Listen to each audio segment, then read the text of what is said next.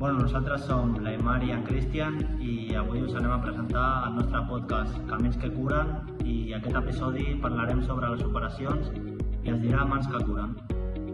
La cirurgia oncològica és una de les primeres maneres que es va trobar per lluitar contra el càncer.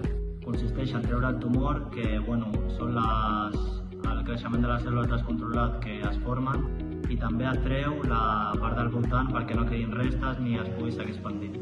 El cirurgià oncològic és l'encarregat de fer aquesta operació i no només extreu el tumor i les restes, sinó que abans té que fer un planificament per fer-ho bé i no tenir ningú error. La planificació és fins on arribar, quines parts deixar i quines treure. Així l'operació pot sortir correctament. Però no totes les cirurgies serveixen per curar completament. Estan les pal·liatives, que serveixen per alleujar el dolor i fer que la persona tingui una millor qualitat de vida, però no li poden solucionar el problema al moment. I després estan les que s'utilitzen no per curar tampoc, sinó per agafar una mostra i saber quin tipus de càncer és.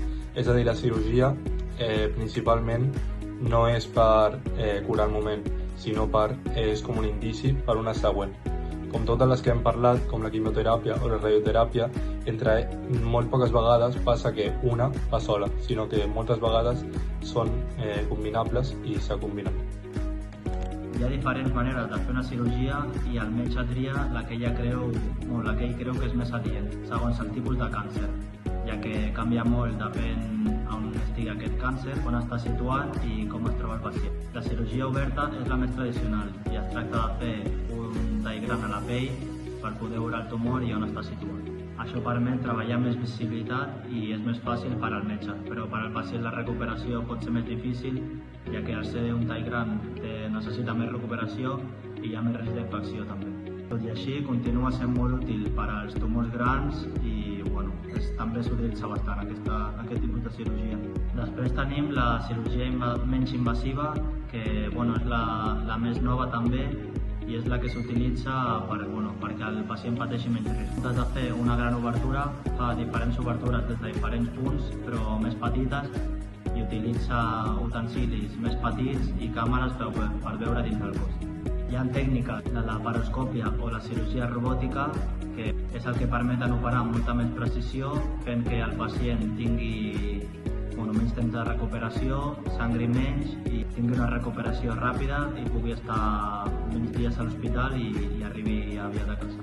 Abans d'una operació cal una bona preparació i per això el pacient es té que fer uns estudis previs, que serien ressonàncies, radiografies i també anàlisis de sang.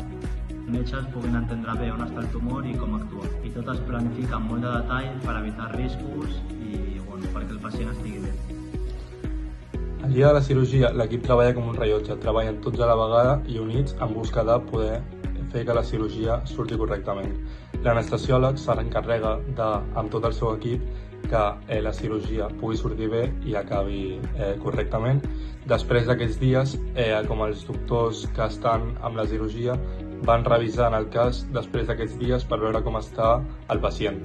I el pacient els següents dies el que fa és recuperar-se menjant, sortint a caminar i tot el que és tornar a la vida quotidiana, que és el començament d'una nova etapa.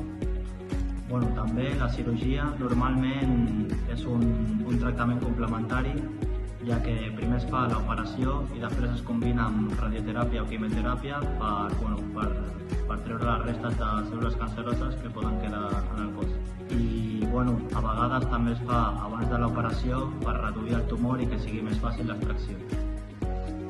També, a part, ajuda a mantenir una vida saludable, tenir amics i poder parlar amb ells i explicar-los com estàs. La família és un tema molt important, ja que estan amb ella unida. La veritat que et recuperes, és a dir, no et recuperes, però estàs més tranquil a l'hora de les cirurgies o de recuperació o de com estaré a nits i tal.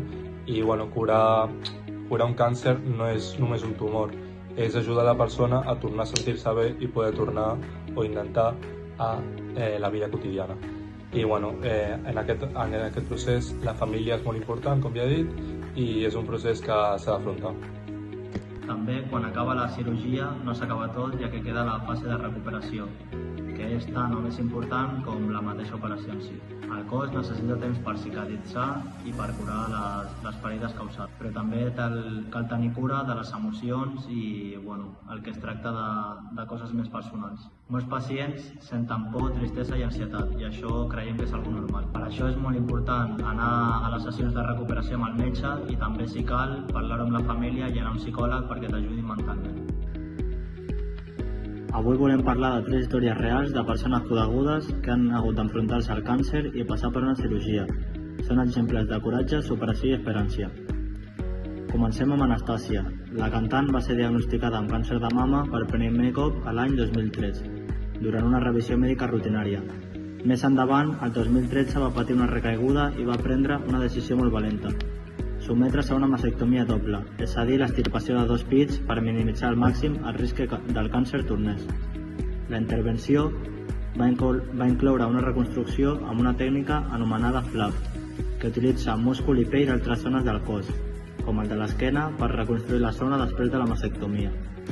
Anastàcia ha parlat moltes vegades de les seves cicatrius i diu que se'n sent orgullosa. Les veu com un mapa de la seva lluita, un símbol de força i de supervivència. A més, ha fet servir la seva fama per conscienciar sobre la importància de la detecció precoç i per donar suport a altres dones que passen pel mateix procés. El més inspirador és que per ella la cirurgia no va ser només un tractament mèdic, sinó també un acte de poder personal. Khloe Kardashian va descobrir un petit bony a la galta que no marxava. Al principi va pensar que era acné o una marca sense importància, però finalment va decidir fer-se una biòpsia. El resultat va ser inesperat. Es tractava d'un melanoma, un tipus de càncer de pell. L'any 2022 es va operar per extreure el tumor i assegurar-se que al voltant no quedessin cèl·lules canceroses. La cirurgia va deixar una petita depressió a la galta, causada pel teixit que s'havia hagut de retirar. I 9 mesos més tard, amb el permís dels metges, Khloe va decidir fer-se tractaments de farciment per ajudar a recuperar la forma de la cara. Ella mateixa ha explicat les seves experiències a les xarxes socials, recordant la importància de protegir-se del sol, revisar-se la pell i anar al dermatòleg de qualsevol marca sospitosa. I per últim, l'actriu Sofía Vergara, coneguda per la sèrie Modern Family, va ser diagnosticada amb càncer de tiroide quan tenia 28 anys. El tractament va requerir una operació anomenada tiroidectomia, en què es retira parcialment o totalment la glàndula de la tiroide per eliminar el tumor. Després de la cirurgia, va rebre un tractament amb iode radioactiu per acabar amb qualsevol cèl·lula cancerosa que pogués quedar. A partir d'aquell moment, Sofía ha de prendre cada dia una medicació que substitueix les hormones del seu cos, ja que al no tenir tiroides no pot produir, i això fa que reguli moltes funcions vitals. El seu procés de recuperació va incloure controls mèdics regulars per vigilar que els nivells hormonals fossin correctes i que no hi hagués cap signe d'aquest càncer. I el cas de la Sofía Vergara ens mostra un altre costat de la cirurgia oncològica, que de vegades el tractament canvia el funcionament del cos per sempre i cal aprendre a conviure amb ell. I com acabo de dir, tant els cirurgians com els oncòlegs com els radiòlegs permeten aconseguir els millors resultats possibles. Tots col·laboren en una única missió, que és que la cirurgia surti bé, i és una mostra que avui en dia la medicina està molt avançada i tot el tema de la cirurgia i tots els medis per poder combatir el càncer. I finalment us deixarem per aquí el que és l'Ivan del IES Llarga de Blanes, la compte oficial de l'Associació Esportiva Escolar IES, i cada aportació suma, junts podem donar més vida als altres.